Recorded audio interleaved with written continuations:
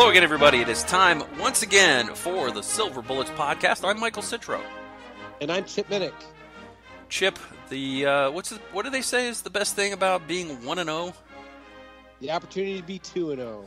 That's right. The Ohio State Buckeyes went to Minneapolis to take on the Golden Gophers, who were trying to row the boat. I'm not really sure that analogy's great because I've never seen a gopher try to row a boat before. I'm not sure they're aquatically adept animals. And it's always difficult to play the service academies, Chip. Yeah, I would say so. But yeah, I mean, the Minnesota game went about as I expected, as we'll discuss. I mean, we talked about it last week. The fact that, okay, anyone who thought that Ohio State was going to blow Minnesota out, I think this was a good, I don't want to call it a wake-up call, but it was more in lines with, where Ohio State is at this stage of their season, as well as their talent development. They're going to be fine, but I certainly think that this game kind of lived up to our respective predictions. 45-31 was the final score. Ohio State wins it. They do cover, so you had them covering. I did not have them covering. I had an 8-point win predicted at 35-27. You had 37-20. So, you were closer on the Ohio State score. I was closer on the Minnesota score. So I'm calling this one a draw for us. That's fine. Then our picks to click. We both clicked on offense. You had Mayan Williams. I had CJ Stroud. They both had pretty good games. And then on defense, you had Haskell Garrett. I'm going to call that one a click. I had Javonte Jean-Baptiste, who did not click as much as I would have liked him to. I was going with a gut pick there, and my gut let me down. Well, in fairness, the Haskell Garrett selection was based on what we saw in 2020, and until the fumble recovery for a touchdown, I think Haskell Garrett probably would have fallen in that not clicking category. I'm glad that he came up big when Ohio State needed it on the defensive side, but yeah, I mean it definitely there's a lot of room for improvement on Ohio State's defensive side of the ball. Yeah, the thing about Garrett was that he was doing defensive lineman stuff, and there's not a lot of numbers for defensive lineman stuff. Occupying blockers, trying to move guys around, and giving you're keeping your linebackers clean. And the linebackers sometimes didn't necessarily take advantage of being kept clean in this game, as you alluded to. There was a lot of first game stuff, a lot of new starters type of stuff going on for the defense, and a lot, and I mean a lot, and everybody online was talking about this, but a lot of substitutions, and a lot of people were not happy with all the substitutions, and some of the timing of the substitutions was a little suspect, but for me, I wasn't too worried about it because my thought was, first game, huge offensive line. They're just trying to keep guys fresh, and it'll pay off in the second half, especially in the fourth quarter. And I'd have to say in the third quarter it started paying off. Yeah, you're probably right. I think that might be one of those, I guess you could say, respect your opponent, knowing your personnel type mindsets that Kerry Combs had was, all right, I don't want to keep the same defensive line and same linebackers in against Minnesota, and you have them worn down in the second half when we need them to be fresh to come up big. So you might be onto something. Yeah, I'm not sure how much of that played in, but that was my thought behind it. I thought that that's probably what the strategy was. But even early on, it was interesting because I'm looking at the personnel on the field, and there were quite a few plays on the first couple drives where Haskell Garrett wasn't on the field. And I'm like, what is going on with Haskell Garrett? Why isn't he out there? Yeah, like I said, I think, Kerry Combs, I mean, I'm sure there was a method to his madness, as we'll get into it as we start reviewing the game. Yeah. All right, so the Buckeyes came out and Minnesota won the toss and took the ball, which is unusual. Usually you see a team win and defer, but this time they took the ball, and Ohio State got their stop, and they went out and scored the first points of the game with 7:22 point of the first quarter, and it was 7-0 after the first quarter. Very low scoring quarter. It was pretty obvious early on what the Minnesota strategy was going to be. Very methodical, get 3-4 yards here and there, keep the clock moving, keep the chains moving, shorten the game, and I alluded to it already. It was like playing a service academy, only much bigger guys. It was that type of strategy. It's like, let's just grind out some long drives, get some points, and keep that prolific Ohio State offense off the field. When I was watching that first series of downs for Minnesota, the thing that, watching it from home is, again, I was under no misconceptions like that. That was Minnesota. I mean, Minnesota's game plan. Hats off to PJ Fleck for recognizing the fact, like you said, like, let's try and keep that high-powered Ohio State offense off the field by controlling the clock. We'll just line up behind our experienced offensive line, give the ball to Mohamed Ibrahim, and just slowly but surely just work our way down the field. Where I thought it was counterproductive was they spent so much time in the first quarter, and as you said, that first series they had it, and then they came away with no points. So it was kind of like I said, counterproductive. It was like, all right, yeah, you held the ball, but you got nothing for it. Yeah, it was 4th and 13 at the OSU 41. They chose to punt, which, based on where the ball was, that's not surprising. But they ran 6 minutes off the clock in their first time they touched the ball. Ohio State did not need to hold the ball for 6 minutes. Mayan Williams gets the start here and was absolutely outstanding.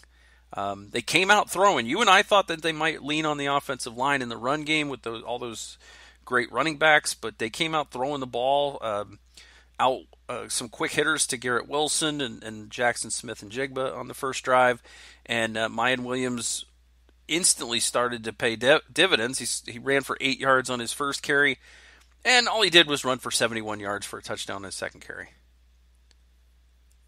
And I'm not sure if you've seen the video graphic of how massive that hole was on the right side. That's where Paris Johnson, DeJuan Jones. It looked like something you could drive a car through. Mm-hmm. In terms of how, Mayan Williams, and he responded. I think Mayan Williams. He not only took advantage of the significant opportunity in front of him, but running down the sidelines, putting Ohio State on the scoreboard with that 71-yard touchdown run. It looked very promising. Yeah, it was. That's what you expected to see from Mayan Williams. The way that he flashed last year, you thought that this is going to be a kid who can get things done, and he certainly got things done on the first drive.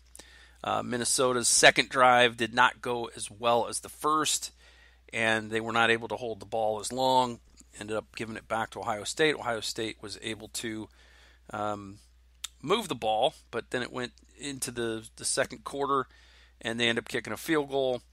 And Noah Ruggles, 1 for 1, hitting a 35-yard field goal, make it 10-0. And I guess, it's going to bear watching as it relates to the place kicking duties. Is this a permanent switch to Noah Ruggles? Is Jake Seibert, is he going to get back into that into that rotation? We'll see. Yeah. So it was 10-0. Things looked kind of easy early on for Ohio State, but Minnesota responded and came down the field and scored to make it 10-7. And this one was, not that was not great for Ohio State to give up the touchdown. There was a pass interference penalty that gave Minnesota some help.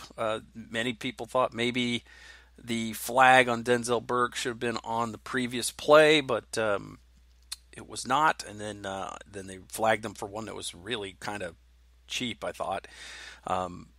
So Denzel Burke getting a lot of early action. Seven Banks didn't play. Cam Brown didn't play. But of course, you know, it was a difficult. We knew it was going to be a difficult game, Chip, and right away Minnesota responding when it would have been so easy at that point to just hang your heads and credit PJ Fleck and the Gophers for making a game of it.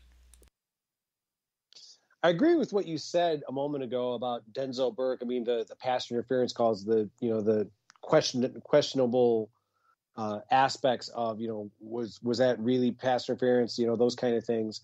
I also agree with something that I heard on another one of the podcasts that Tony Gerderman and Tom Orr, when they were reviewing the game, and this is not meant to slam Denzel Burke, but I think just kind of overall the defensive backs, an issue that needs to be corrected is, and I understand Denzel Burke's a true freshman playing in the season opener, is a lot of grabbing by the defensive backs on Minnesota's wide receivers. I know that sometimes, that's kind of like the nature of the position, that sometimes, like you can try to get away with it. But as we'll discuss further on, I mean, there were some other defensive backs that, as it relates to pass interference, that would be a potentially concerning trend if it's not fixed. Yeah, I agree. Actually, I got before we get stormed with letters. Yes, I skipped ahead a drive for the Denzel Burke penalty. The 10-7 came before that, and that was on the long Ibrahim rush, and that was basically Legend Cavazos, I think it was, who ducked his head and missed him at the point of attack. I think it still would have been a first down on that fourth down opportunity for the Gophers from their own 29, and PJ Fleck realizing, I can't punt the ball back here and go down another score. I have to get this team back in the game. So that means I have to go for this. And he did. And like so often happens on a 4th and 1 play, if you don't make that play at the point of attack, sometimes that back has nothing but green space, ahead of him. And that's what happened there. And then, luckily the Buckeyes were able to run him down and not give him the touchdown. He gets 56 yards, takes it down to the OSU 15, but he was able to score, pick up the first down on a huge play, and then Tanner Morgan hit right for the touchdown again over Legend Cavazos. So that was, I think somebody online said it was not a legendary drive for the OSU defense. Yeah, Legend Cavazos, I know he played very little last year, if I'm not mistaken. I mean, he just out of necessity, and I think just kind of just the way that the depth chart is situated. I mean, he played against Minnesota, and as I said a moment ago, I think this was not one of his. Obviously, there were some moments that I'm sure that he would like to have had back in terms of coverage, in terms of some, as I said, sometimes a little too grabby, for lack of a better adjective, in terms of his coverage. You mentioned, ducking his head, missing that 4th down rush play that, Ibrahim sprang to the outside. Fortunately for Ohio State, Bryson Shaw was able to run down Ibrahim to prevent the touchdown. So, yeah, there's some things within the secondary and the overall defense that certainly need to be addressed before the Oregon game. Yeah. So that's the one that made it 10-7, and then Ohio State gave the ball away on a CJ Stroud interception. He struggled a little bit in the second quarter of this game. It was raining, and they had him on the move a lot, Chip, and he didn't seem like he was. I don't know what he does in practice. I don't know how much they have him throwing on the run in practice, but it didn't seem like he was comfortable doing it in this game, and it seemed like that's where some of his bad passes came in, was when they were rolling him to the right. And although the one that he threw the interception was, he just threw it a little bit behind Olave, and Olave got a hand on it, and unfortunately that hand knocked it right to the Minnesota player, which is where you don't want it. And then of course that's when the touchdown happened for after the pass interference call gave Minnesota fresh set of downs, and they took the lead 14-10. And Chip, that was it for the half for the scoring, as Minnesota takes a 14-10 lead into the half. Ohio State fandom going insane. The Fox folks were giddy with the potentiality of an upset, and everybody just needed to relax and calm down and realize that this is not new to Ohio State football. Struggling in the first half of a game and then taking control, but I saw a lot of panic on on social media. Undoubtedly, I think it's just the nature of Ohio State fans to have that, as first sign of adverse situations to react in a negative fashion. I agree completely. I think CJ Stroud. I don't think the coaching staff was putting him in the best situations to possibly succeed. That's why, again, I think it's one of these things where hindsight's 2020. I was of the belief, especially when the weather forecast came in, that it was going to be the potential of rain, to rely on the running game to give CJ Stroud, just kind of settle him down. I know that, we're going to discuss the second half here momentarily. But to me, that's the best thing you can do for a quarterback who was making his first start. We've talked about it ad nauseum. It's no longer the case, but we had said, okay, the first pass that CJ Stroud attempts is going to be that. That's you're talking against Minnesota on a Thursday night nationally televised game. The stakes were pretty high, and it was pretty evident. It was pretty evident that CJ Stroud was starting to feel the stress and the pressure, and I'm glad that he settled down and worked his way through it. I also credit Ryan Day for not overreacting and pulling CJ Stroud and replacing with another quarterback, because all that could have done is just shattered his confidence at a time when he needed the support and backing of his coaches and teammates. Yeah, I think Ryan Day might have an inkling of how to coach a quarterback. I don't know, just based on past history. Maybe. Yeah. The team came out in the third quarter, got the ball first because Minnesota took the ball to start the game, and the Buckeyes did not disappoint. They had basically didn't have very many possessions in the first half, so you saw all the different running backs. You saw Mayan Williams, you saw Master Teague, you saw everybody. You were seeing everybody kind of like taking turns. And then in the third quarter, Mayan Williams comes back in. They go 7 plays, 81 yards for a touchdown. CJ Stroud, first collegiate touchdown pass to Chris Olave, 38 yards.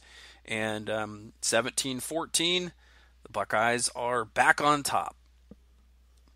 And I agree with what you just said about Ryan Day certainly knowing how to coach a quarterback. One of the things that we have seen, and it's going to sound like a criticism, but last year in the Big Ten championship game against Northwestern, Ohio State was, I don't want to say struggling, but having issues with their passing game. And the next thing you know, when Trey Sermon was giving the ball, that's how effective Ohio State was at running, not only running the ball, but, getting their offense moving. It certainly seemed as though, we talked about the liberal substitution of the running backs in the first half, seeing Mayan Williams and then Master Teague and then Marcus Crowley, and we got a glimpse of Travion Henderson and then back to Mayan Williams. I'm hoping that maybe that the offensive coaching staff is going to kind of realize, hey, why don't we just keep Mayan Williams in? If he needs a breather, we can bring in other people, but instead of trying to keep everybody involved, I think let's let Mayan Williams carry the load. At least that would be my hope.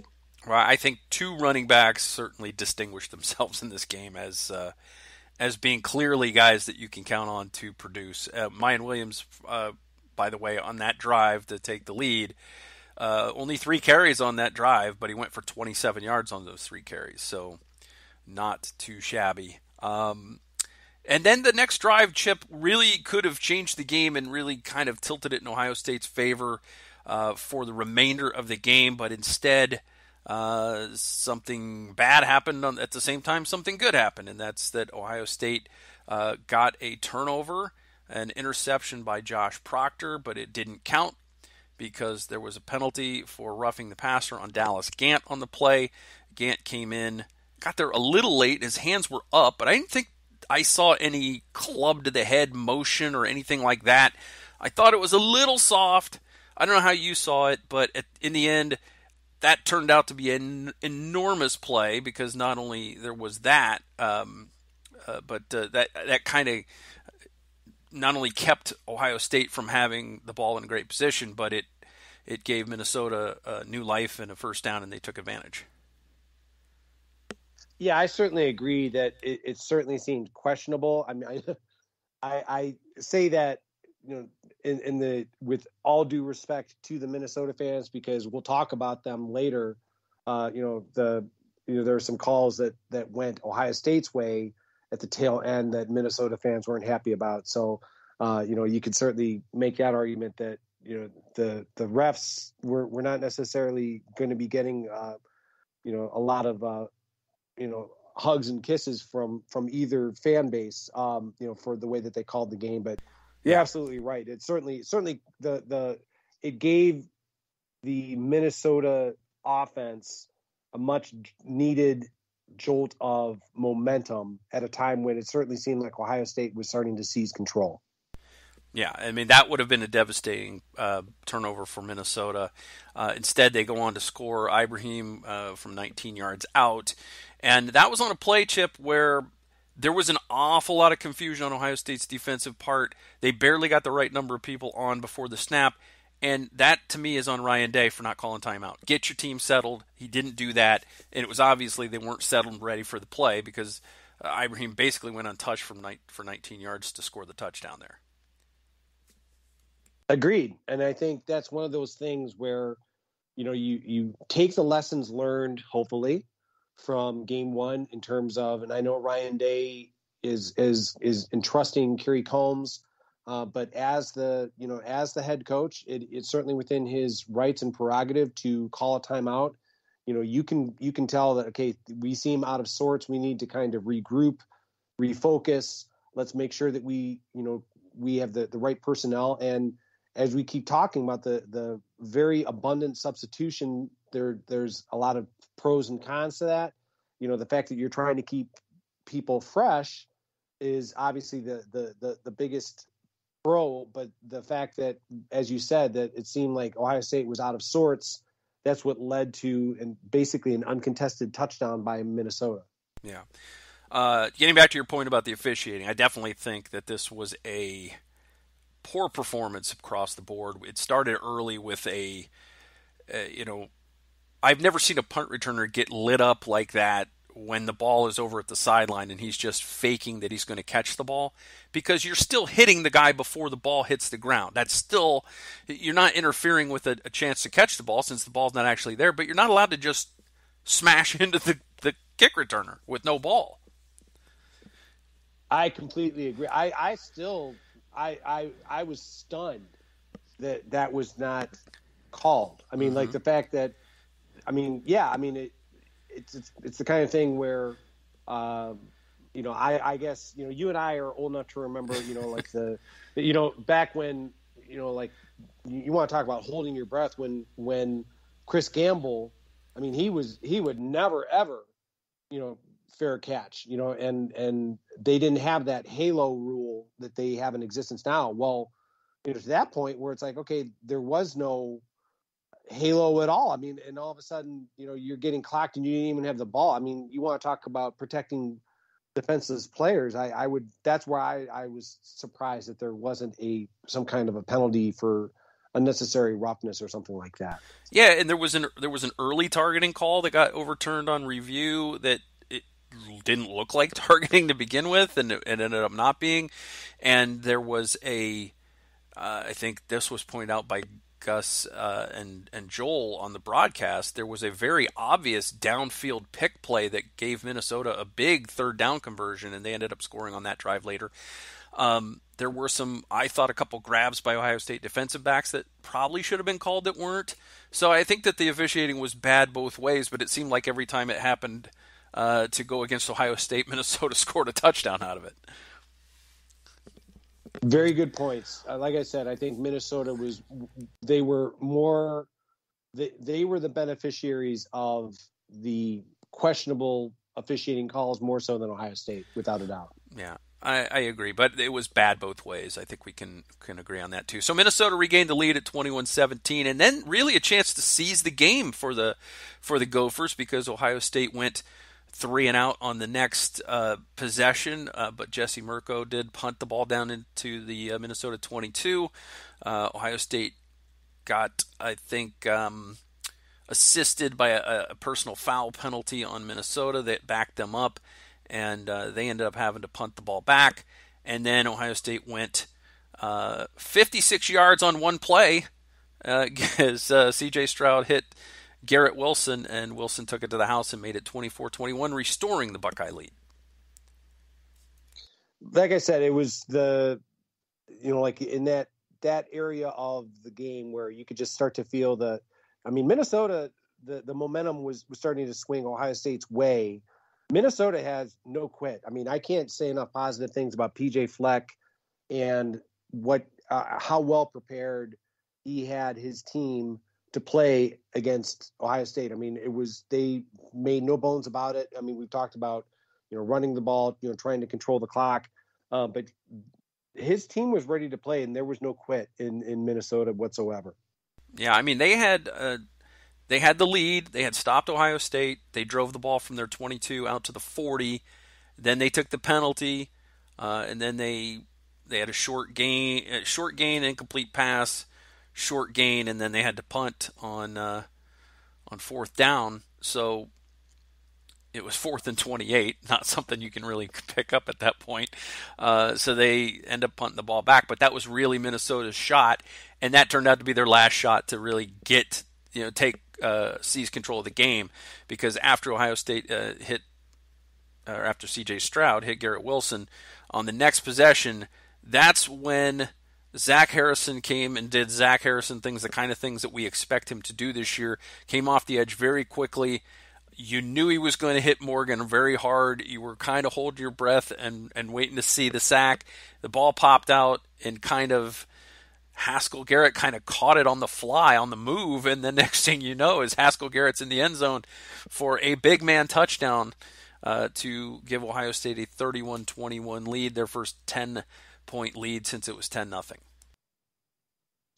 When you go back and watch that play, and you're right, that Zach Harrison play was indicative of the kind of plays that I think Ohio State fans have been counting and expecting Zach Harrison to make.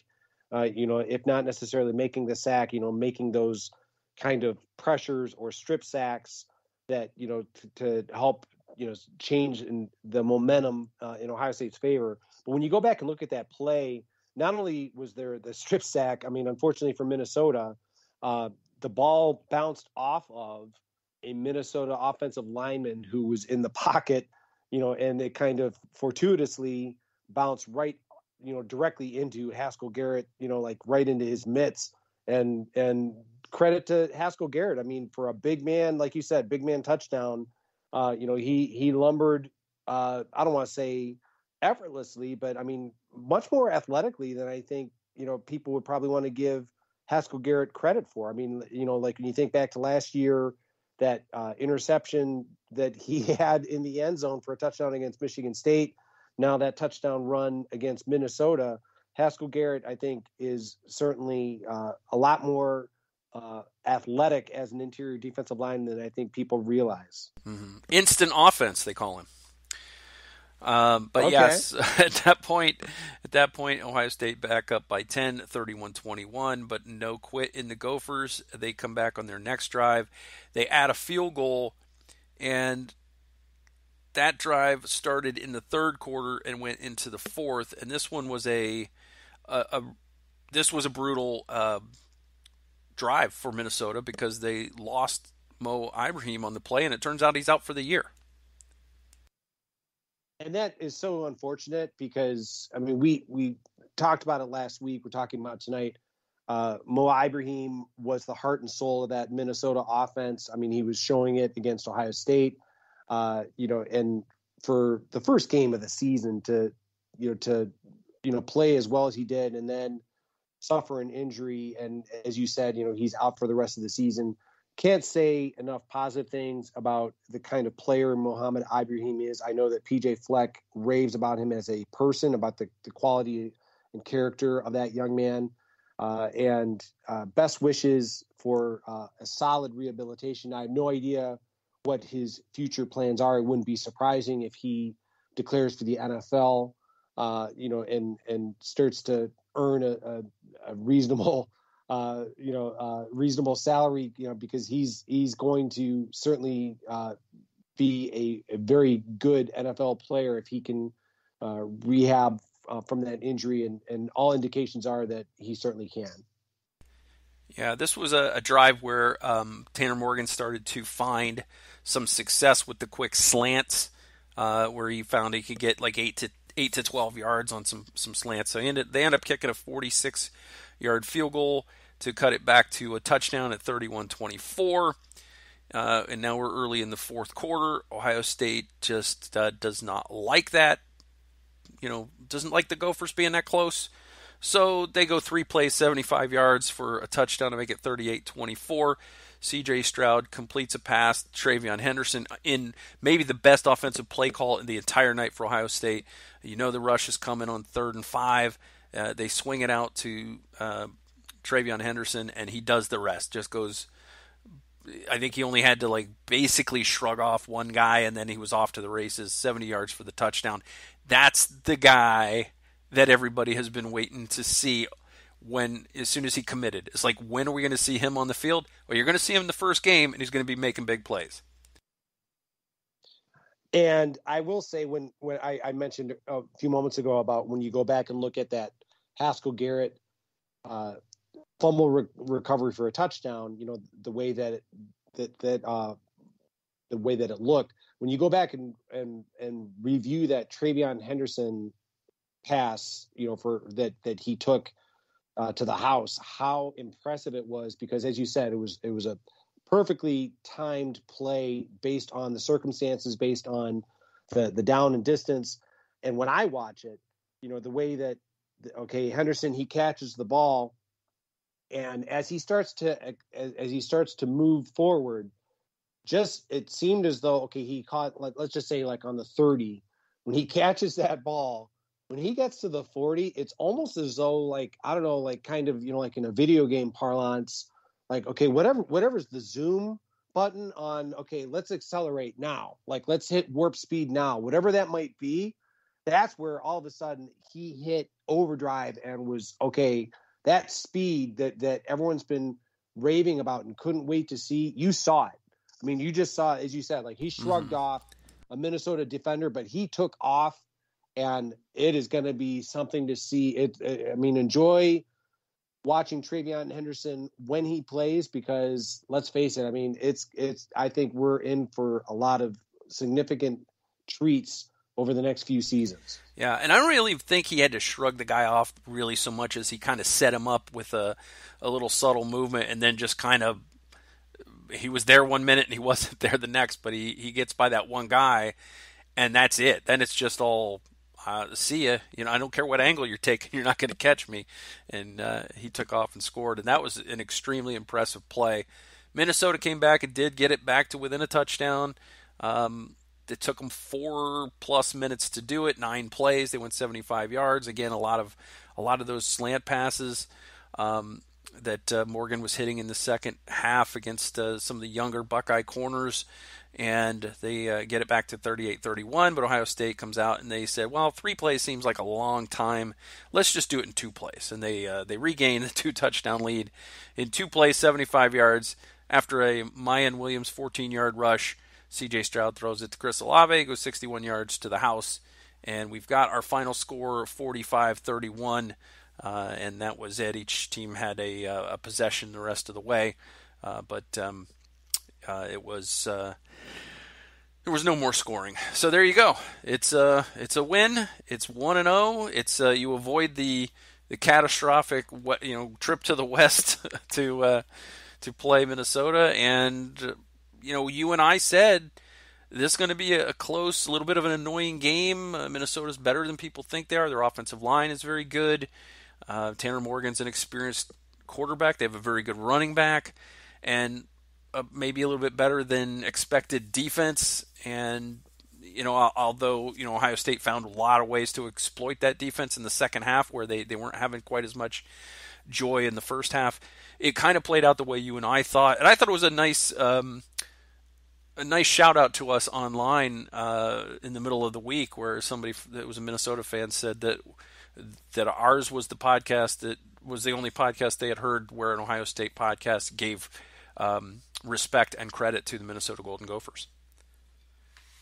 Well, that's nice to hear. I'm glad to hear that. When I look at Minnesota's schedule, like this coming week, they play Miami of Ohio. So I have a feeling that Minnesota is going to find themselves in the win column. But then when you look at, some of their other non-conference opponents, they're at Colorado. I certainly think that's winnable. Bowling Green is certainly winnable.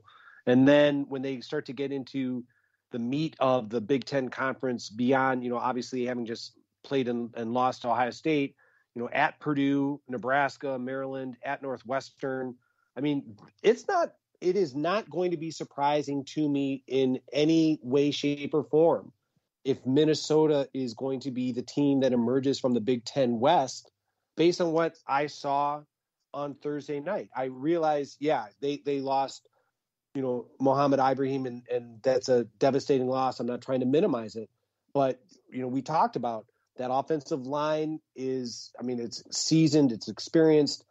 Tanner Morgan played, reasonably well. When you talk about the return of Chris Autman-Bell, who didn't play at all for Minnesota at wide receiver, that can only help. I think that Minnesota obviously has other running backs who aren't up to necessarily the same caliber of Ibrahim, but certainly this is their opportunity to shine.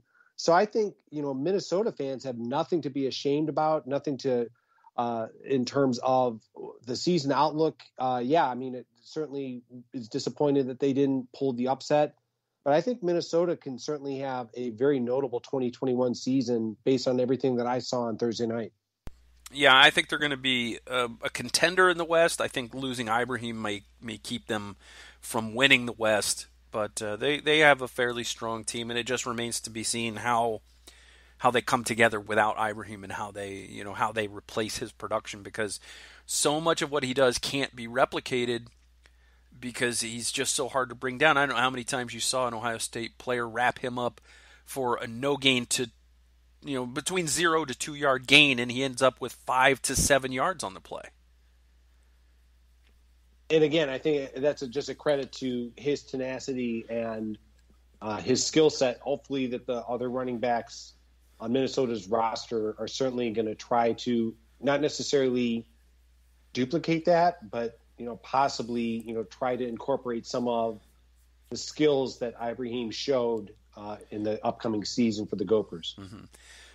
His first career start, Chip, CJ Stroud goes 13 of 22, one interception, 4 touchdowns, 294 yards, was not sacked. Pretty solid outing. He was not graded a champion in this game, probably because of the interception. If you know anything about Ryan Day, he wants you to take care of the ball. So CJ Stroud not a champion, but he did make the did get Big Ten Freshman of the Week. Yeah, I think Coach Day probably is a very stern taskmaster when it comes to the quarterbacks, but that's okay.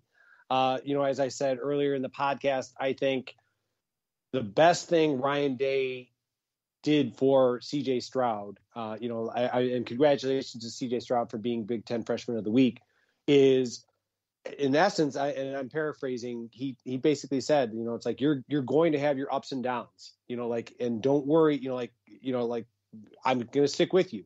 It didn't matter.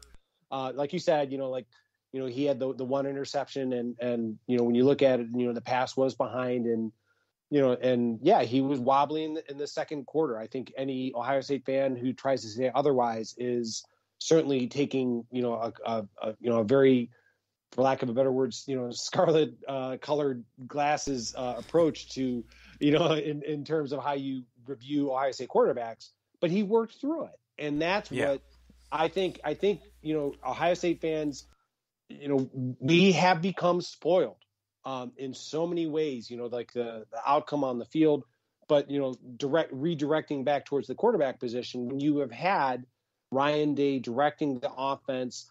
The improvement that JT Barrett made his last year as a passer, and then going to Dwayne Haskins and turning him into a first-round draft choice, and then inheriting the good fortune of Justin Fields comes in the transfer portal, and being able to have another first-round quarterback.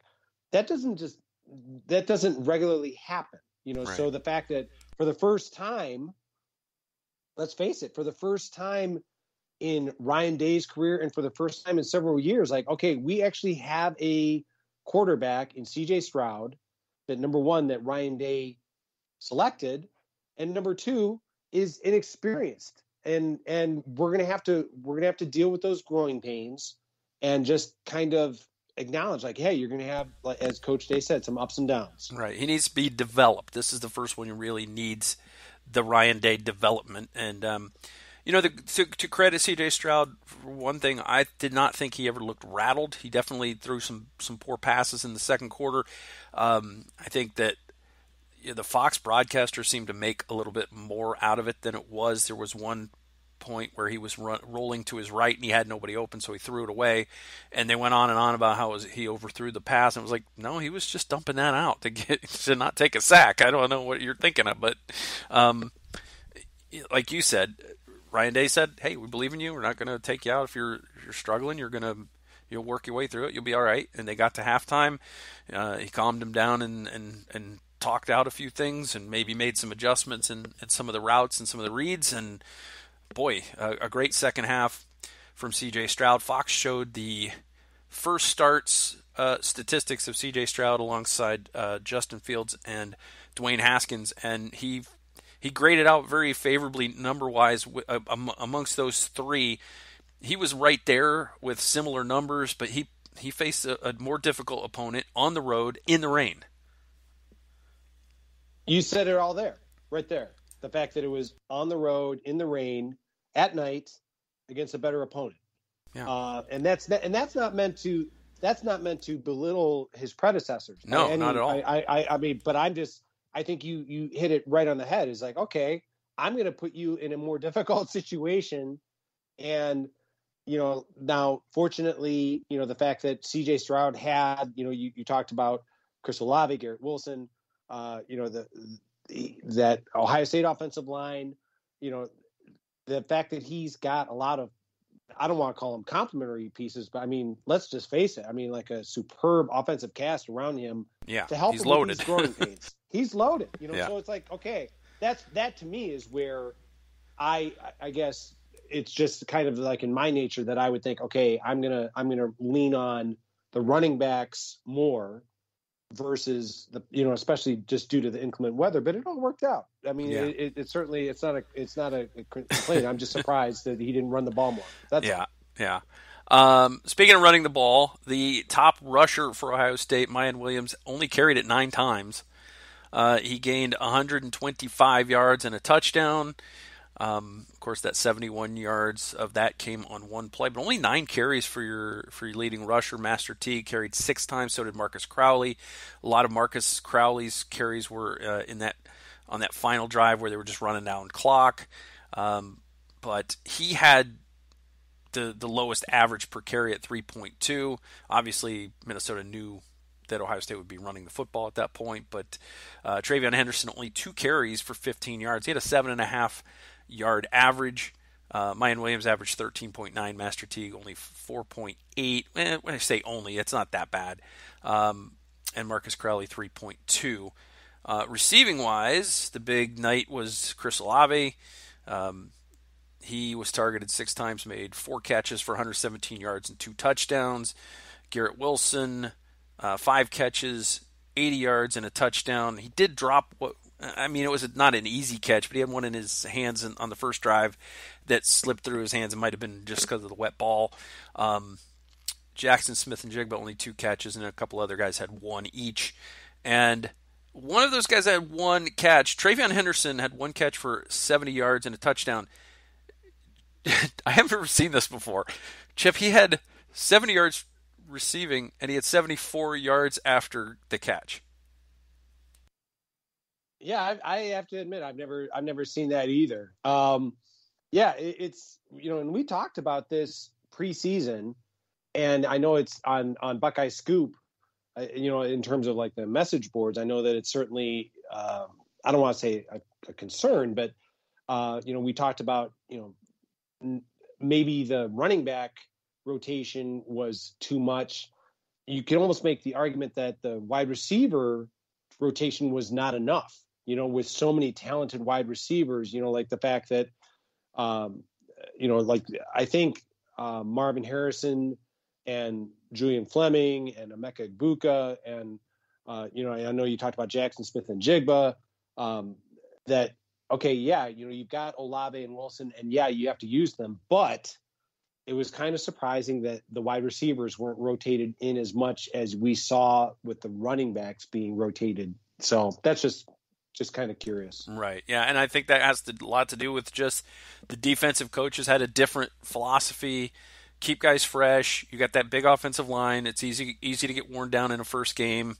And especially when you're going up against these 300 pounders all night. So keep a lot of bodies out there, keep them fresh. Whereas Ohio State, on offense, we've got a freshman quarterback making his first start. Let's keep all of his best toys around him to keep him as comfortable as possible. It seemed like a little bit different philosophy. Jesse Mirko was fine, 2 punts, not great. He averaged 43 yards. He had a long of 49. None were downed inside the 20. He was fine. He wasn't great, but it's a good start, especially considering some people were concerned after watching the spring game when there was no pass or no punt rush.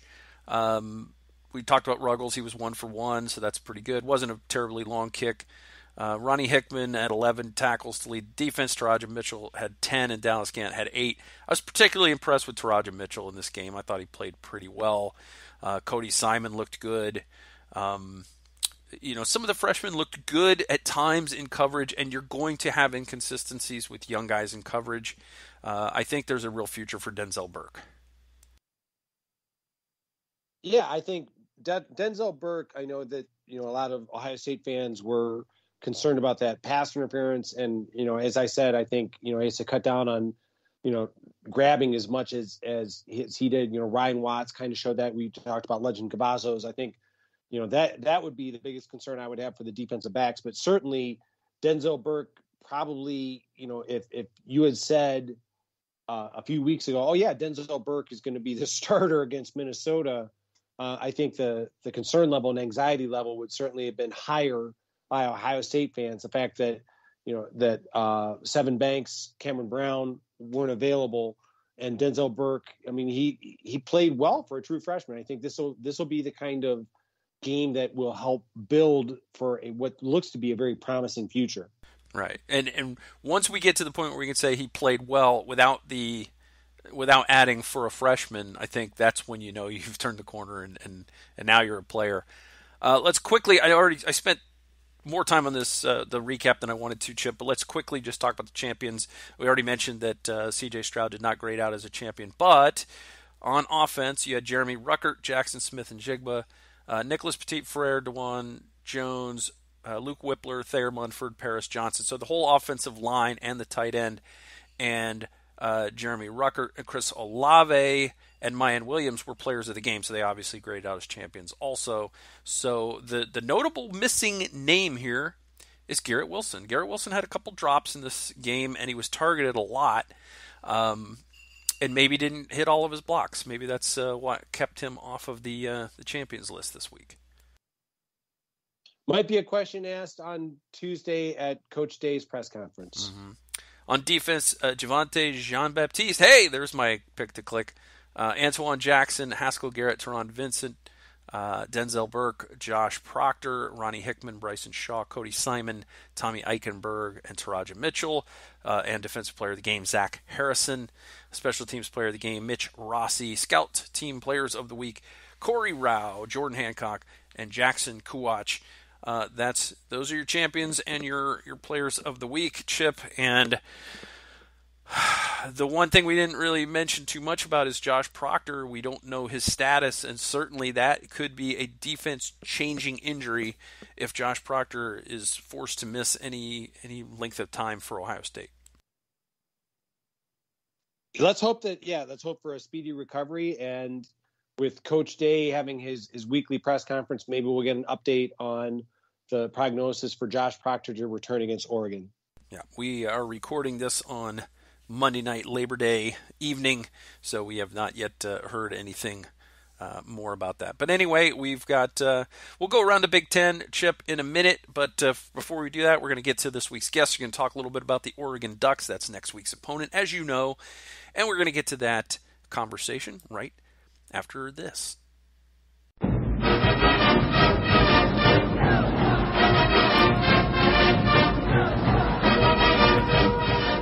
All right, joining us on the Silver Bullets podcast this week, we're happy to have with us from the Addicted to Quack blog. Here to tell us about the Oregon Ducks is Hythloday. Thanks for joining us here on the podcast. My pleasure to be here. So I wanted to start out with the obvious question that everybody has, and I think all that I've seen is that he's day-to-day. But Kayvon Thibodeau, can you give us an update on his status?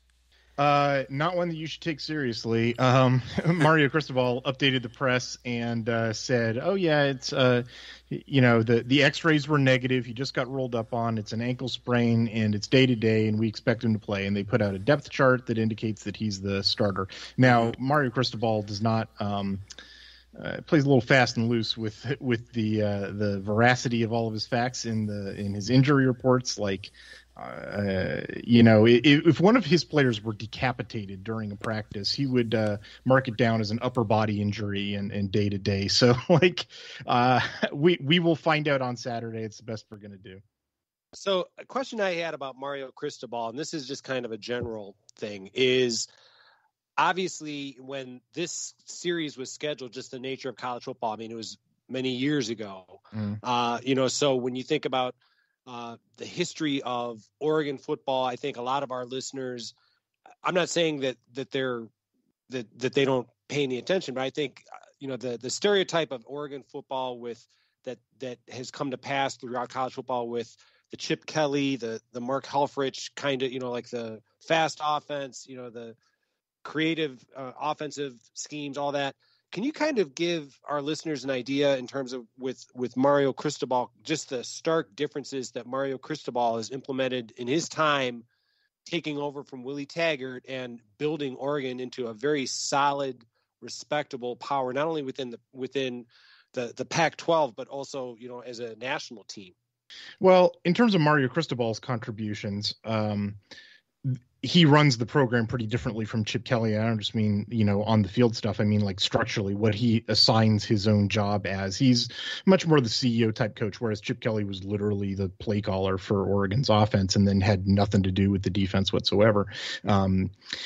Mario Cristobal's, main duties are personnel management, not only the recruiting and making sure the depth chart always looks good, which, I do this for all 12 Pac-12 programs. I maintain a roster database. I do film study on all these programs, and boy, is this a great looking roster. And what I mean by that is the balance. There's no holes in it. There's depth for days. I see a lot of programs where, they turn in good recruiting classes, but when you dive deep, I'm sure you've seen this in the Big Ten, there's big fat holes. They're playing walk-ons at linebacker. You know what I mean? And there's nothing like that for Oregon. So that's number one. And number two is that his staff management has been incredible. I mean, he hires excellent coordinators and positional coaches. He is not afraid to let guys go if they're not pulling their weight. There's very little sentimentality there. It kind of reminds me of like Dr. Evil, like assistant coaches are falling into the pit of sharks. And, he does that pretty well. A lot of fans tend to think of him as this sort of hard-headed, meathead kind of guy because he was an offensive lineman in Miami, and, think he's got his fingerprints all over what's going on the field. I don't really think that's true. I think he's more of a, Dabo Swinney CEO, type of coach. And from there, the discrepancy between what Oregon looks like now versus the Chip Kelly days, there's been like 3 different offensive coordinators and 4 different defensive coordinators since then, is the offense is Joe Moorhead's offense. If you remember what he was running at Penn State in 2016, 2017, it's that. It's not, we haven't quite seen its full flower yet because 2020, he came in 2020, and that was obviously a weird year, was installing the offense over Zoom. And we've only had one game in 2021, which I tend to think he's probably didn't completely open the playbook up against Fresno State. So we should see some fireworks, I think. And then on defense, it's a new defensive coordinator, Tim DeRuyter, who's an old hand at this. He's been all around the country for the last 25 years. It's 3-4, or actually they're playing out of a nickel a lot these days. But it's, very West Coast type of defense. It does, when I was doing film study on Ohio State, I've watched their last 2 seasons because I did the 2019 year as well. Boy, the defensive structures look different in the Big 12, a lot of 4-3 stuff. And this is, kind of the opposite. A lot of zone on the back end, really big emphasis on generating turnovers. So yeah, I think it's going to be a pretty interesting matchup. I don't think that Ohio State, plays a lot of teams that are built like Oregon. When you look at what Ohio State did against Minnesota defensively, knowing what Oregon's scheme is, how much do you think that can actually be taken from the game film, knowing that Ohio State's going to run probably a very different looking defense against what Oregon presents on the field than what Minnesota presented? Boy, if that happens, I'll be surprised, to tell you the truth, because like I said, I've done film study on this team for the last 2 years, and I didn't really see a lot of switching up. The personnel may be different. I understand that Ohio State had some guys out, and that'll be, interesting to keep an eye on. But, I tend to think that, Ohio State had 44 meaningful snaps, prior to garbage time in that game. And 39 of them were somewhere between, nothing special and bad. But 5 of them were spectacular. And, how would you like that as a defense, to get a 90% grade, and still get an F, that's one side of the ball. The other side of the ball, with Kerry Coombs' defense, boy, I didn't see a lot of structural changes, especially when they're in the playoff games against Clemson and Alabama. I was seeing them running the same defense as they were during the Big Ten regular season. So, boy, I don't know. You tell me, why would the defensive structure be much different than it was against Minnesota? I'm not expecting a lot of extra tight ends from Oregon. I'm not expecting Ohio State to play as much outside their what their new base defense is supposed to be this season. What we've heard all spring and what people have seen out of practice. With the you mean the bullet system, the 4-2-5 instead of the 4-3? Yeah, that was interesting to see. That was pretty different from 2020. So yeah, I think you answered the question. It's just that we certainly expect Sevyn Banks, who was held out just for precautionary reasons, and that will in itself make things look different. We don't know what Josh Proctor's status is yet as we record this, and so we do expect to see, like I said, a little more of the bullet and a lot less of trying to send out, bulk to face bulk. I think we saw a lot less of the Rushman package, against Minnesota than we typically would, and things of that nature. So I just wanted to get your take on that.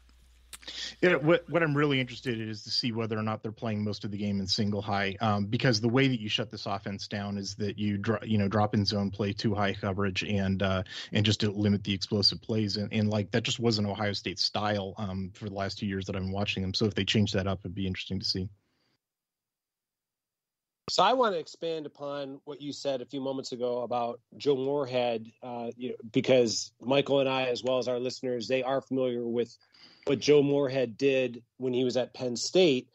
And this is just kind of, the concept of, what he did at Penn State, that mobile quarterback, having a running back like, Saquon Barkley in the arsenal at Penn State certainly made things very interesting when Ohio State and Penn State would play.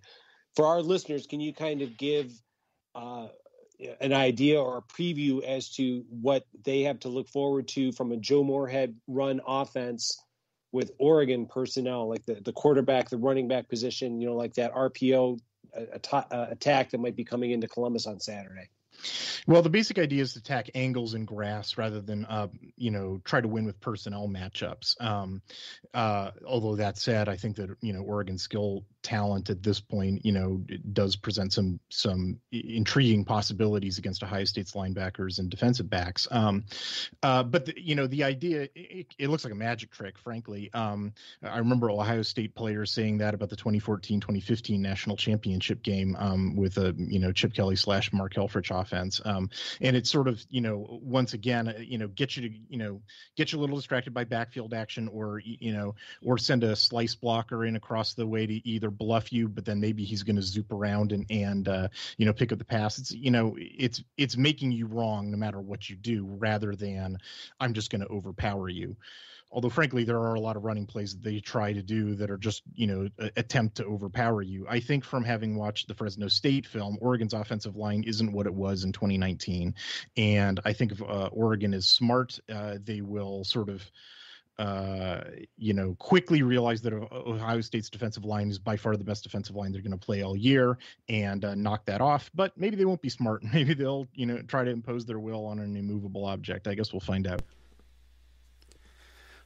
Speaking of the Fresno State game, what is the overall takeaway? And I know if that were the Ohio State opener, Ohio State fans would be panicking. They would be calling for coaches to be fired. I mean, because some of them are anyway from the Minnesota game. But what is your takeaway from that performance? How much of it was first game? How much of it was Fresno State being better than people think they are? And what was the final product against what your expectations were in that game? That game played out exactly as I expected, in all aspects except for one, which was the third quarter offensive performance by Oregon hit the skids. Everything else about it was cruising for a pretty comfortable, like 48-21 type of game. Which I think everybody would have gone to bed, pretty happy with. And as for why, they hit the skid in the third quarter, it's basically Anthony Brown misses some passes, which, that's, other than the offensive line, which I think is still needing to gel. It's pretty talented, but, they're relying on JUCOs still. The really great classes in 2020 and 2021 haven't really filtered into the line yet. The big, drive killer that Oregon was facing in the third quarter was that Anthony Brown is only about a 55 to 58% accuracy passer, and he'll just miss on some passes. He reads the field pretty well, and he gets the RPO reads pretty well. I don't really have any errors on my tally sheet for those, but just that's the right throw, Anthony, but you were off, and I think you're probably going to see, some of that against Ohio State, because this is like his sixth year playing football, that's not going to change from week 1 to week 2. You know what I mean? But beyond that, no, that offensive performance was pretty much exactly what I was expecting. And the defense performance was just sterling. I mean, Fresno State's offense is excellent. If you look up the numbers on Fresno State since Kalen DeBoer got there, you may remember him. He was the offensive coordinator at Indiana in 2019. Yeah, their offense is extremely efficient, and Oregon's performance against it was pretty much exactly what I was expecting. So you just mentioned, some of the challenges with Anthony Brown at the signal caller position.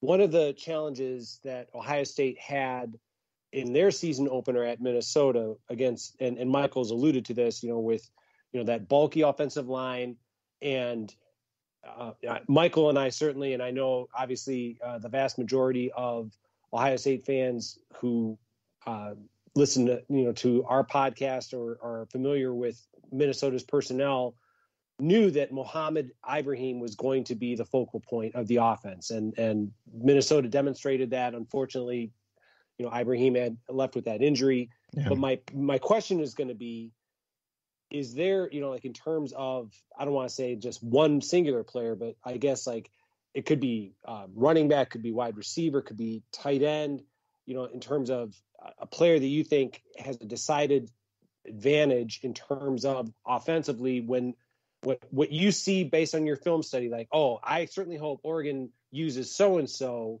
against Ohio State in these kind of situations to kind of, keep the chains moving. Well, I guess my read on the Minnesota game might be a little different than yours. I think that Ibrahim obviously had a huge impact on that game. I think that Minnesota lining up with 6 or 7 offensive linemen, disguised as tight ends, of course they're going to buy that kind of running performance, up the middle. I don't really think that's where Ohio State was really getting in trouble. They were using that to eat clock and make it a low possession game, which is probably a good strategy given Ohio State's offense. But I think where Ohio State defensively was getting in trouble against Minnesota was other plays where they were run to the outside. And I think there were some bad angles being taken by defensive backs. I think there were some poor tackling in space issues by both the linebackers and defensive backs that led to the bigger plays. And so, as an Oregon fan, crossing my fingers that happens again in week 2 and those issues are not cleaned up. I don't know how realistic that hope is. But the matchup, therefore, that I would want to see is the RPO stuff in sort of the middle of the field. Let's see what happens if, some of the 4-star receivers Oregon has, like Mike Pittman, can make a move and turn a 8-yard catch into a 20-yard catch. That's really what's if Oregon puts up the numbers that it needs to stay ahead of Ohio State's scary, terrifying, they only need 5 plays to beat you offense, that's what they're going to need to do. All right, you mentioned the offensive line for Oregon not being what it was. Of course, you lose the 2019 Outland Trophy winner in Penei Sewell, who's now with the Detroit Lions. How is the team set at tackles? Because this is an Ohio State team that should have enough talent to harass the quarterback from the defensive end positions. They were successful on some plays against Minnesota, but not a lot of plays. There were some pressures that kind of don't go on the stat sheet and force some bad throws. There were also some some guys getting to the quarterback about a split second late, and also Tanner Morgan just got rid of the ball quickly most of the night. So without Penei Sewell, how is the team set for protecting Anthony Brown? That's about my read of Ohio State's defensive ends versus Minnesota's tackles as well. I think that those guys are pretty good. I don't think there's a Chase Young or a Bosa among them. They're somewhere in that range. Oregon is in an interesting situation with its tackles. They have, in the 2020 season, they really only had about 6 guys who were available to play, and so they played all of them in a true rotation. I'm not kidding about this. Every 2 drives, they'd swap out a different configuration, and they sort of continued that in the opener against Fresno State. So they actually have 4 different guys who can play tackle at this point. They are all 4 stars. It's just that, none of them have a ton of reps under their belt because, as I say, there's, been all this rotation in 2020. Oregon played half as many games as most teams around the season. So therefore, open question. I actually think that's one of the key things that's going to determine the game, whether or not quick pressure gets home or not. I really don't know. I could see it going either way. I want to switch over to the defensive side of the ball because you mentioned, obviously the new defensive coordinator, Tim DeRuyter. You also mentioned that Oregon plays, schematically a 3-4, but kind of lining up in that nickel. And we've already talked about Kayvon Thibodeau and, obviously the fact that, we respect Coach Cristobal's caginess with the media in terms of disclosing Thibodeau's availability, because Ryan Day is certainly, he's certainly comparable in that respect. But getting to my question about the defense is, on Thibodeau, everyone's familiar with his well-earned reputation as a pass rusher, but can you kind of give us an idea in terms of, stereotypically within a 3-4, you need to have a monster nose guard, who can command the space and clog down the opposition's running game.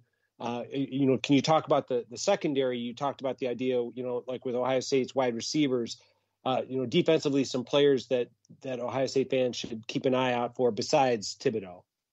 Up front, I've been I've actually been pleasantly surprised by how the young talent has been coming along, the defensive tackles. We're talking about mostly 2019 and 2020 guys, so not, that seasoned. But the old man of the group is the starting nose tackle, Popa Amavai. He's an excellent nose tackle, but they have enough dudes. It would take me forever to list all of them. I'll just put it this way. They've recruited very well. We're talking about high 3 stars or 4 stars for all of them, which are hard to get on the West Coast. Let me tell you, a lot of them come from Florida, Georgia, a couple other places. And it's a pretty impressive rotation. I was seeing 8 different guys playing on the defensive line. And then on top of that, there's the outside linebacker position plays up on the line. And I was seeing a 4-man rotation, even with Thibodeau out there. So, plenty of depth. That was probably the number one thing that I praise Mario Cristobal for, is, like I said earlier, is that, the depth and balance of the roster is excellent, so that when a dude gets injured, it's not end of the season, which, let me tell you, as a longtime Oregon fan,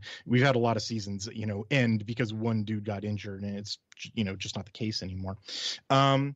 They're the 2 inside linebackers who will probably be starting, since Drew Mathis looks like he's going to be out for this game, are Noah Sewell and Justin Flo. Both of those guys are 2025 stars. I think they're both excellent. They're a little young. I noticed some problems against Fresno covering crosser routes, when they have to exchange the zone coverage, but that's pretty much the only vulnerability that I see with those guys.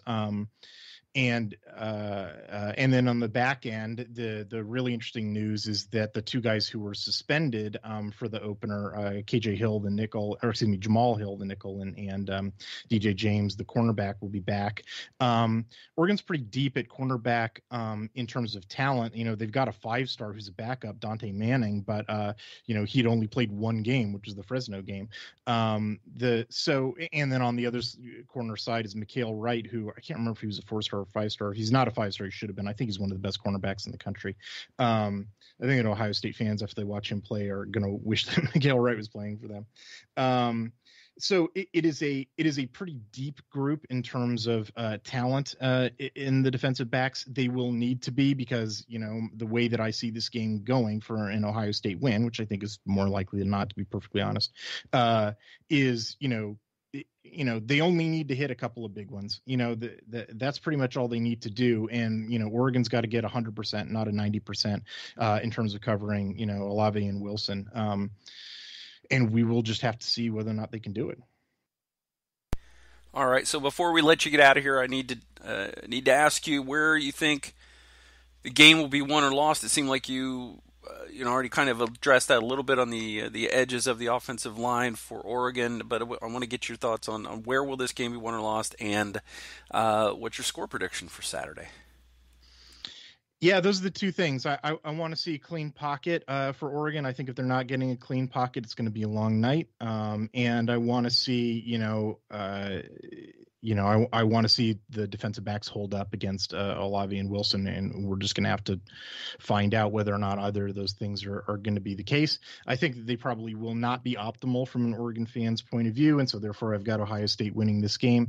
I'm thinking, 2-score win territory, somewhere between 10 and 14 points. I don't think that Oregon is going to be embarrassed, but I think it's probably going to look something similar to the Minnesota game, where it's a fight and then Ohio State sort of pulls away at the end on some magic tricks. All right, so we'll see. Hopefully it's not a long night, since it's a noon kickoff here.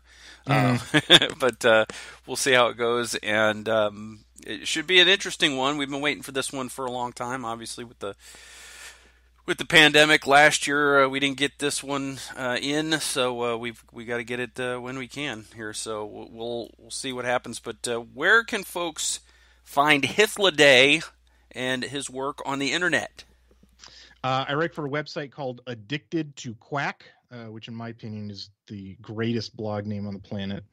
And you can follow me on Twitter. My handle is Hythloday1. That's HYTHLODAY, the numeral 1.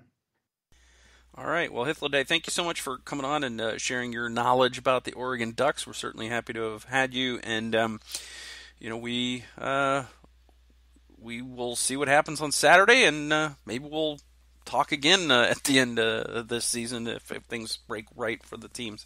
Hey, that'd be a pretty interesting way for this all to play out. I don't think it is outside the realm of possibility. It's my pleasure to be here. Thanks for having me.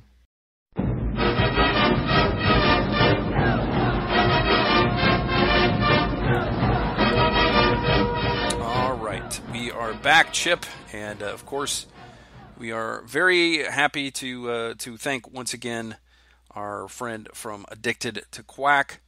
He goes by Hythloday, and I don't know what his real name is, but he was a good guest. I was happy to get his take on the Oregon Ducks. Extremely knowledgeable, and anyone who has spreadsheets and databases about the entire Pac-12 and discusses multi-year film study, again, he knows his subject very, very well. Indeed. All right, Chip, let's quickly go through the Big Ten results from this week, and then you and I can get to our picks to click and our score predictions for the Oregon Ducks this Saturday on Big Nude Saturday on Fox. This thing all started with the August 28th Illinois win over Nebraska. We talked about that, and then the next game didn't happen until Ohio State beat Minnesota 45-31. But then on Friday night, another weeknight game took place, and this one was very surprising. I'm sure it was surprising to you, but I think the win that Mel Tucker's Michigan State Spartans had on the road against Northwestern, 38-21, a very decisive win, was probably very surprising for a lot of folks around the Big Ten country. It was surprising, and I think, you talk about, the up and down of Northwestern. I can only hope for Northwestern's sake, not so much for mine, that Northwestern, that they're not falling into, this is the bad year Northwestern that we've kind of grown accustomed to, because they certainly did not represent themselves as being like I saw online. I don't know if you did, people saying this was the Big Ten West champion in 2020. I mean, like seriously, because it's offensively they looked out of sync. So hopefully they regroup and get back to more of the Northwestern that we got used to watching in 2020. Yeah, this to me is the normal Northwestern in terms of they're not good every year. Some years they just don't have it for whatever reason, and it doesn't necessarily seem like the amount of talent they bring in always plays into it. It seems like they always have kind of a comparable amount of talent from year to year, and it just depends. Some years they develop it better than others. Some years maybe there's some key injuries, but Michigan State beating up on them like they did, especially early in that game, was surprising to me. But it makes me feel better about picking Michigan State fifth in the East rather than seventh, as you did. And then we both have Northwestern having a poor year this year. I think I had them, I think, one spot below you, but I had Nebraska above them, and I'm not sure I like that pick now all that much either. So kudos to Mel Tucker. Maybe he's got that team a little further along than we thought. Kenneth Walker was a revelation for them. He had 264 yards on 23 carries and 4 touchdowns. So incredible performance from him. The game that everybody was waiting for, Chip, was Saturday at noon, and it was a very boring game. But Penn State pulls out a 16-10 win. Wisconsin makes too many mistakes in the red zone, and the Nittany Lions go on the road to Madison and get a huge win for them over the number 12 Badgers. Yeah, credit to Penn State for going on the road in what Ohio State fans know is a hostile environment at Camp Randall. As you said, Wisconsin had a lot of self-inflicted mistakes.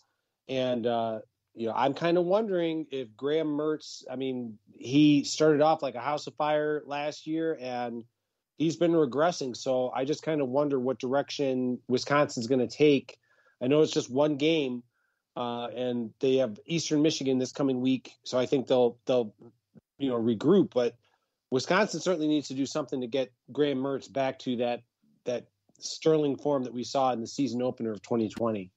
Yeah, he made some mistakes in the red zone in this one, and it really cost Wisconsin. But it was just kind of part of the narrative of this week is that the Eastern teams went to the Western teams this week, and for the most part, the Eastern teams got the wins. Ohio State at Minnesota, Michigan State at Northwestern, Penn State at Wisconsin. The exception, because there's always an exception, Chip, is the Indiana Hoosiers went to Iowa and got stomped 34-6. This was never a close game. No, it wasn't. And I honestly, I thought, Iowa had lost some defensive linemen. I thought that's where Indiana would be able to capitalize. Michael Penix played horrifically. I mean, we were talking earlier about, looking rattled and out of sync, in relation to CJ Stroud. Michael Penix just played terribly. So Indiana certainly needs to regroup. Iowa looks very formidable against, when you think about the fact that, they were playing at home, but they were playing against a decent team, for them to capitalize on Indiana's mistakes and make them pay for it. And Iowa might, they might make some noise in the Big Ten West this year. Yeah, my overreaction from week one is to wish that I had picked them to win the West instead of Wisconsin. But we'll see how it plays out. Iowa certainly did play well. Michael Penix was only 14 of 31 for 156 yards and 3 interceptions. I believe 2 of those I think it was 2 that were returned for touchdowns. So correct. Bad day for Indiana. Then we got a bunch of Big Ten teams against, outside the conference competition, and one of those was Michigan playing Western Michigan. I know you thought this might be a close game. Western Michigan might have a chance at the upset here. I think Phil Steele may have picked Western Michigan. This was never about Western Michigan. It was 47-14. It was close after the first quarter, and at halftime it was over.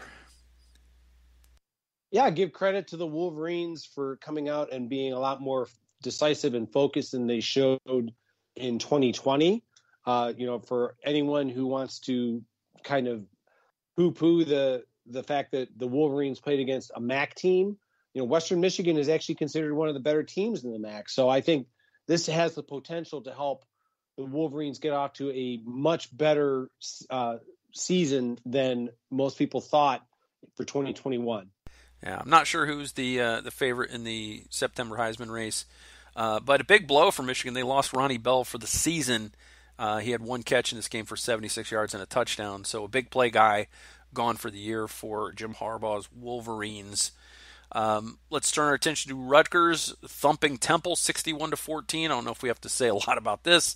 Rutgers scoring 61 points is eyebrow raising. I agree. Rutgers, that's a good adjective, eyebrow raising. I think Rutgers going on the road against Syracuse and being the favorite, that's also going to bear watching this coming weekend. Yeah. Nebraska played Fordham, and early on, this was a game. It was only 7-0 after the first quarter, and I was starting to think, well, maybe Scott Frost isn't going to be around very much longer. Fordham was actually driving down 10-7 in the second quarter with a chance to take the lead, tie or take the lead, and the wheels came off, and then Nebraska wins at 52-7. I don't think it's anything that you can really, say, well, the ship has been righted if you're a Nebraska fan, but they did get the win.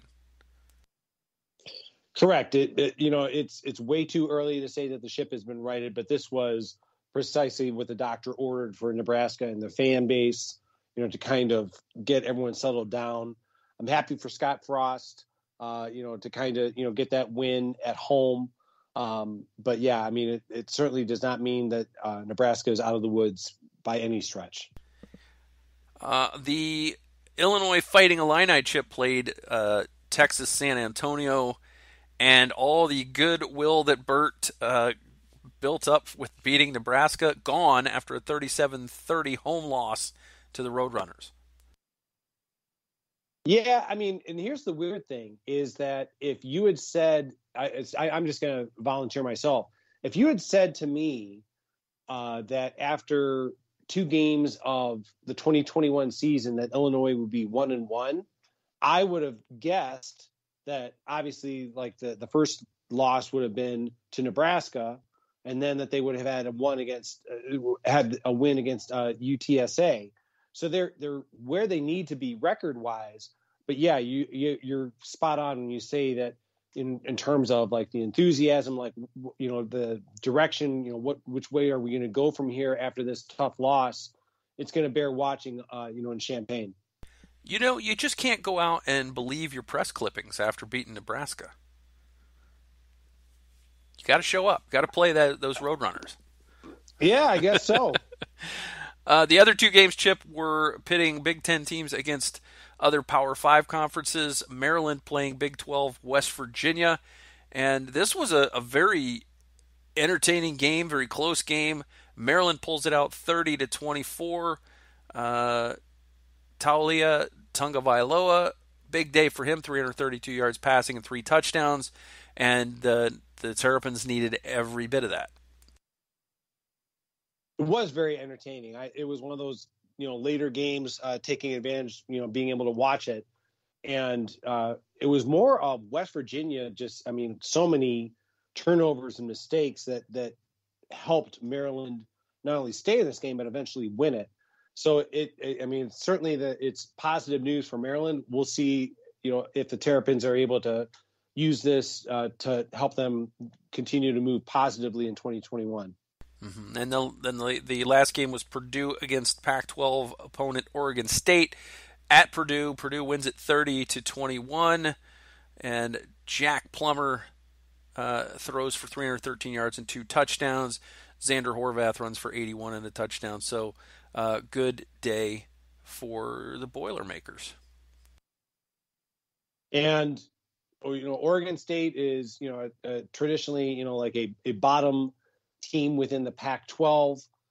That being said, you know, it's still a good thing for Purdue to get off, you know, to open up the 2021 season with a victory against, you know, a Pac-12 opponent, you know, to kind of give them that positive momentum that they certainly need.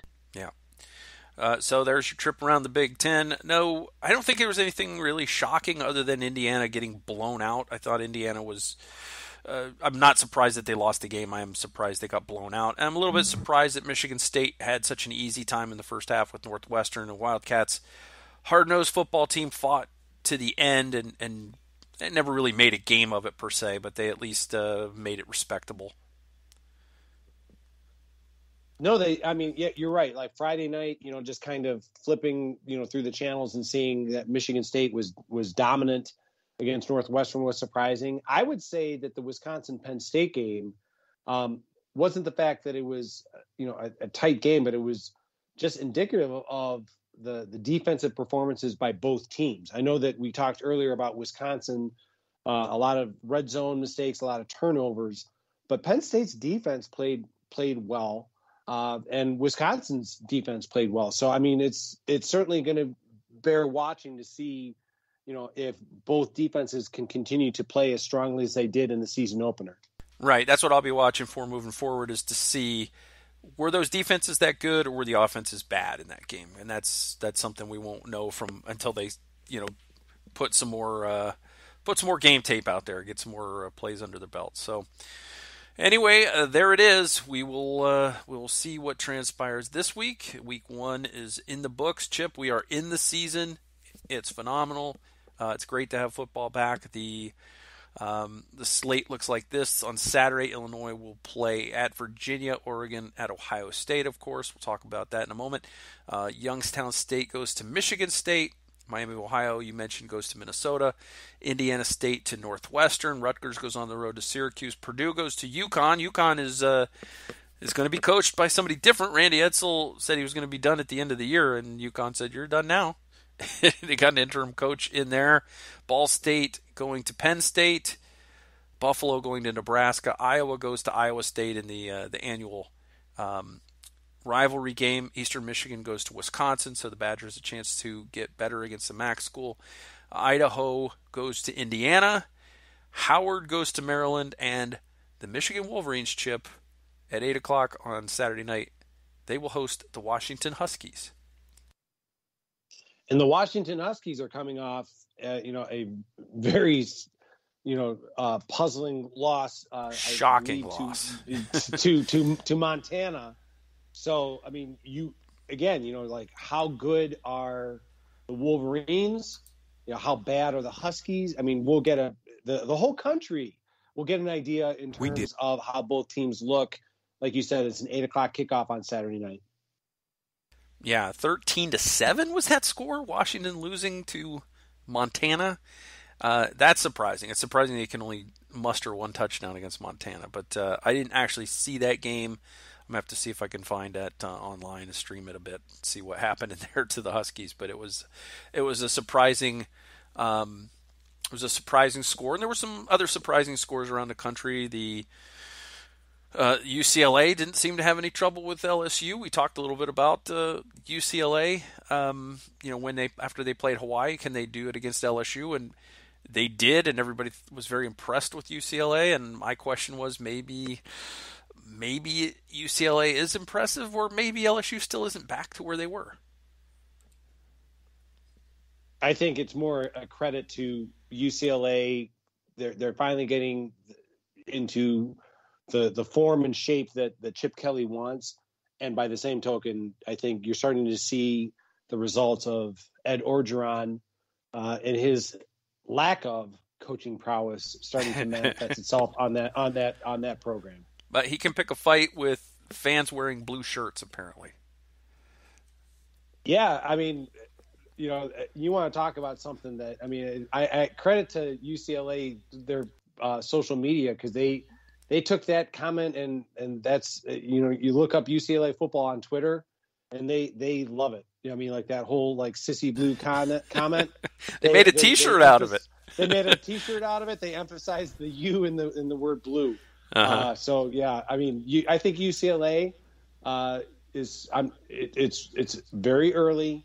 It's in UCLA's case 2 games in, but UCLA I think is looking going like they are going to have a really good year in 2021. Yeah, and struggles for Oklahoma, although they won. Some struggles there, and I don't know. Anything else for nationally stand out to you before we move on to our Oregon preview? I think Notre Dame might be in for a long season. The fact that they had some struggles against Florida State. That's just my opinion. Yeah, we'll see how that goes. Mackenzie Milton was a good story, though, for Florida State, and he certainly has had them believing in that game. But yeah, some of these games. Of course, North Carolina lost at Virginia Tech on the road, the number 10 team in the country. Alabama, no trouble with Miami. The U is not back, Chip, and Alabama is. So I think that's the takeaway there. Oklahoma, I mentioned, struggled against Tulane, winning by just 5.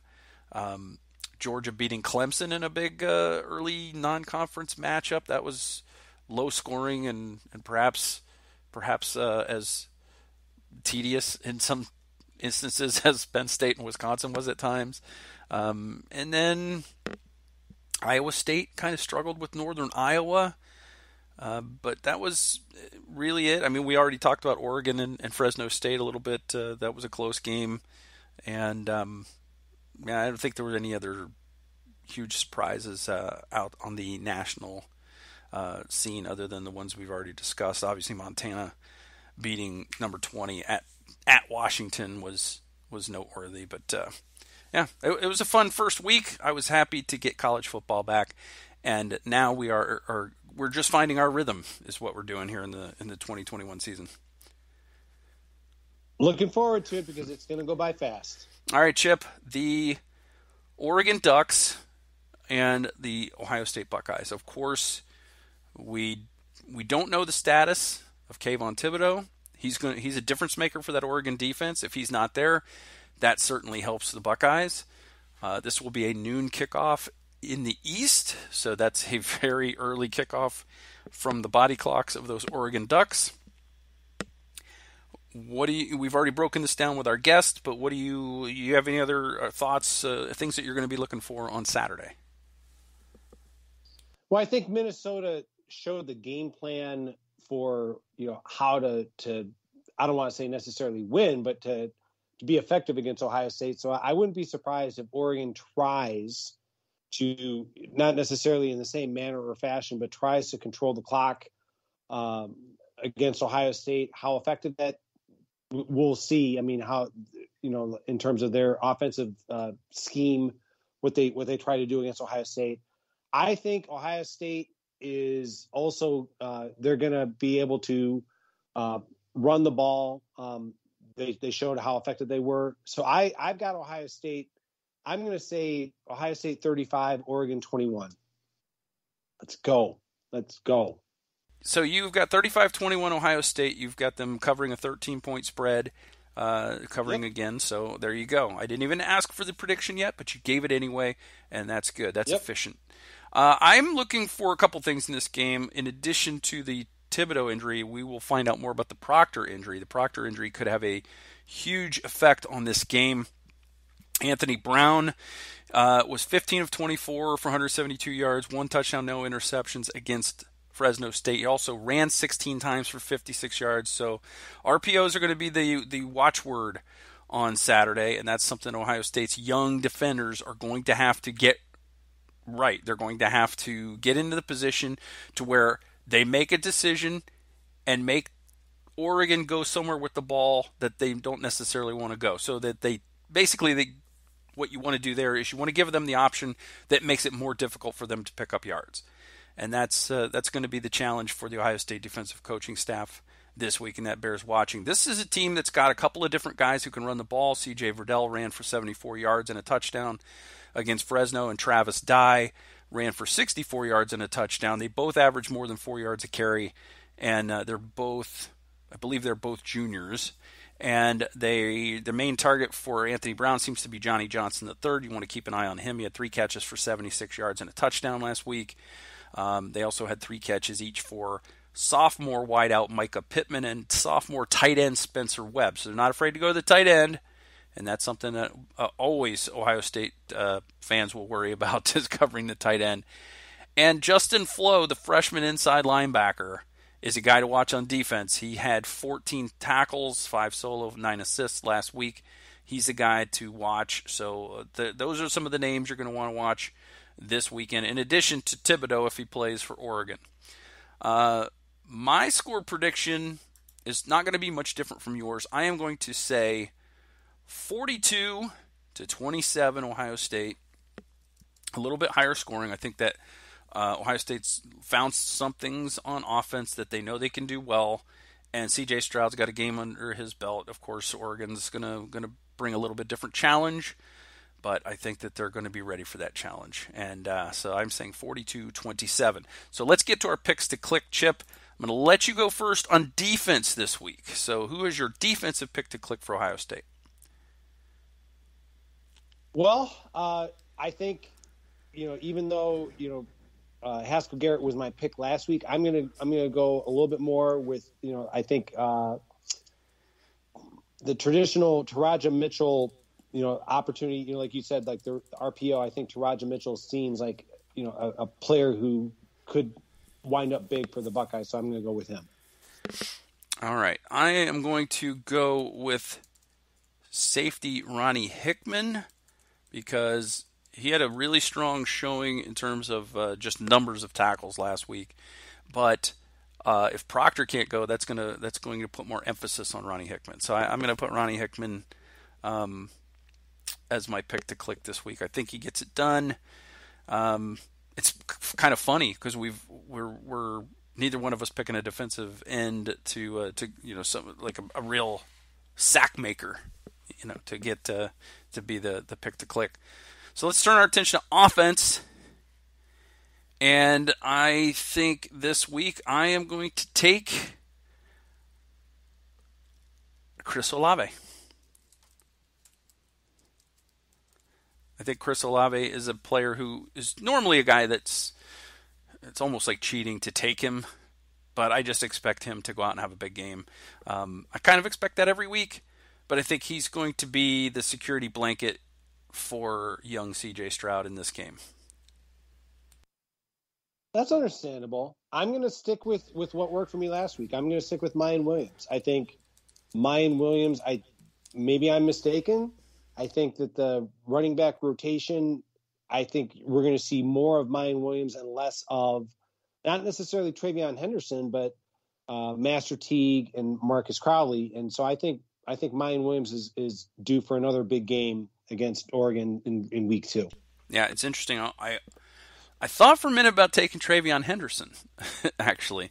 I think he certainly earned more touches in week 2 with his week 1 performance, but he's still a freshman. He's still learning the ropes and still learning the pass pro and all of that's gonna come into how much he can get on the field too. So, but I almost took him. So it's interesting that you went running back as well. I think we're going to see more of Mayan Williams as well. I think you're right. I think that the rotation gets shorter, and that I think guys like Master Teague and Marcus Crowley maybe ended up not through any fault of their own, but just through the sheer ability of guys like Mayan Williams and Travion Henderson to make something when there's nothing there and to make touchdowns when something's there.